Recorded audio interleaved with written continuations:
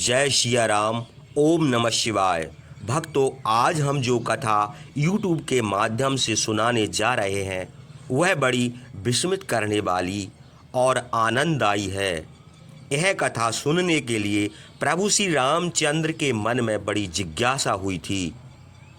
बात उस समय की है जब महर्षि विश्वामित्र श्री राम और लक्ष्मण गंगा किनारे विश्राम कर रहे थे। तब श्री राम और लक्ष्मण ने हाथ जोड़कर मुनिराज विश्वामित्र से पूछा, हे गुरु श्रेष्ठ, हमें जो आपने कथाएं सुनाई हैं उनसे हमारे मन में बड़ा आनंद हुआ है। आपसे हम यह जानना चाहते हैं कि देवादिदेव महादेव ने विष क्यों पिया। ऐसा क्या कारण होगा जिसके कारण शिवजी को विष पीना पड़ा, तथा समुद्र मंथन की आवश्यकता क्यों पड़ी और श्री हरि विष्णु को मोहिनी रूप क्यों धारण करना पड़ा। हमारे मन का जो संशय है उसे आप शीघ्र हटाइए।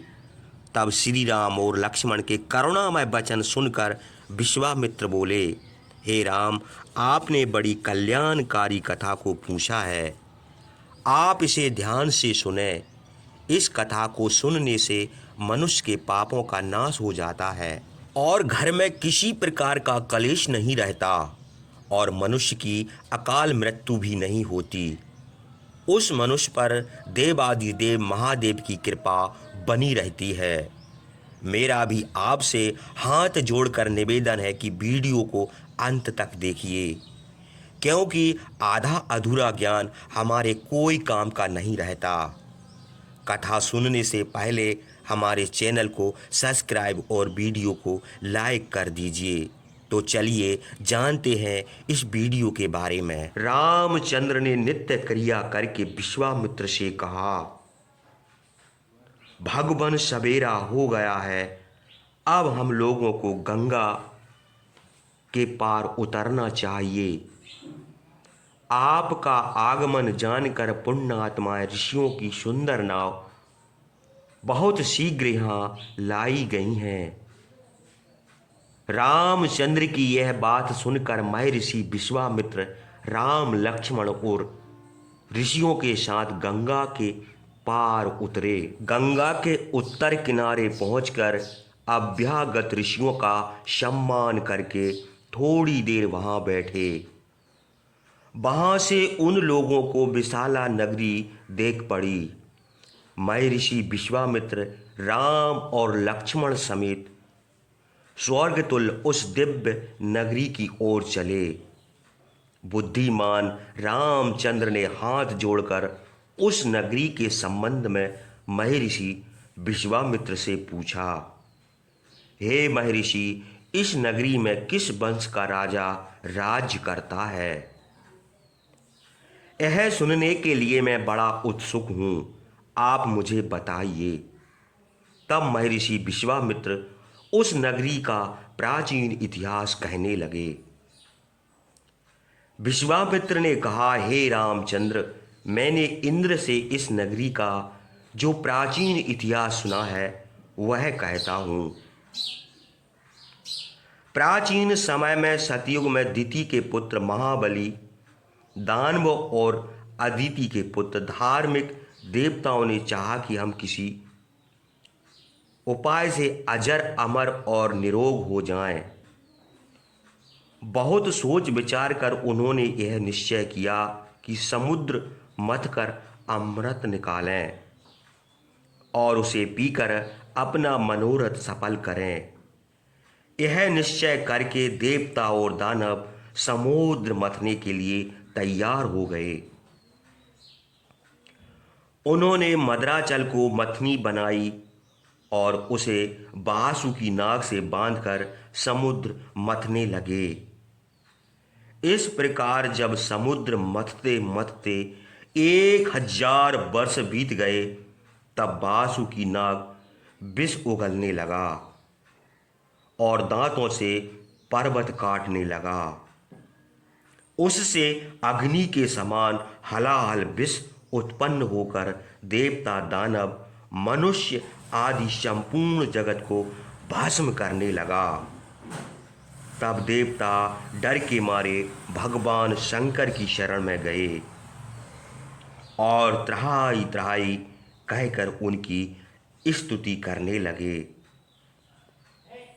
उसी समय वहां शंख चक्रधारी भगवान विष्णु प्रकट हुए।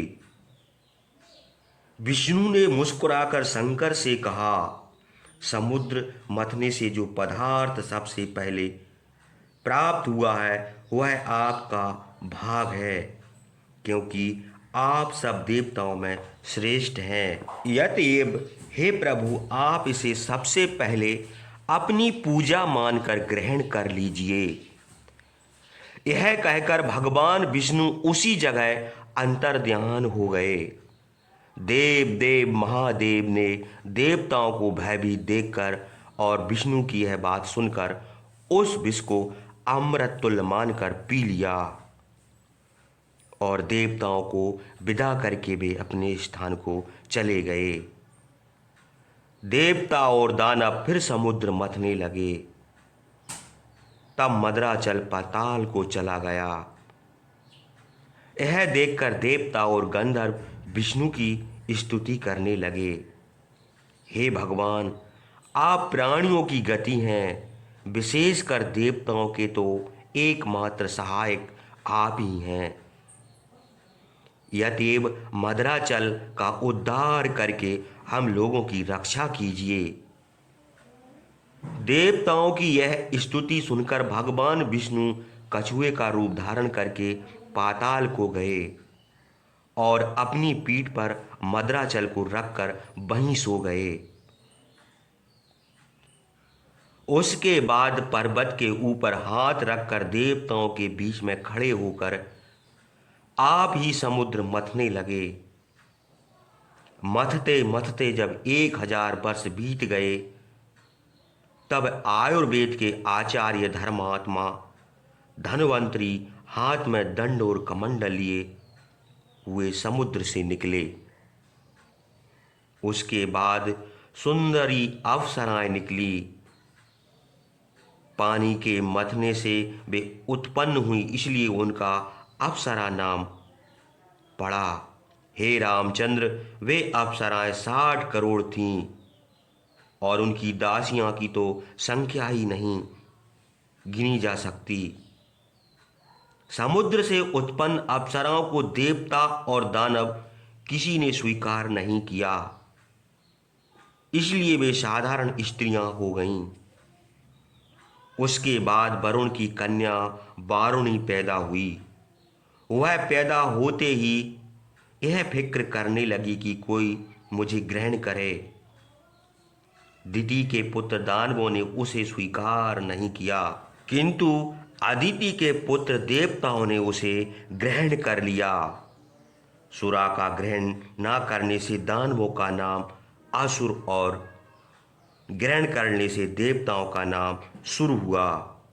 देवता सुरा का ग्रहण करके बड़े प्रसन्न हुए। उसके बाद उच्च श्रवा घोड़ा, कौस्तभ मणि और अमृत उत्पन्न हुआ। हे रामचंद्र, अमृत के लिए देवता और दानवों में घोर संग्राम हुआ और दोनों कुलों का क्षय हुआ।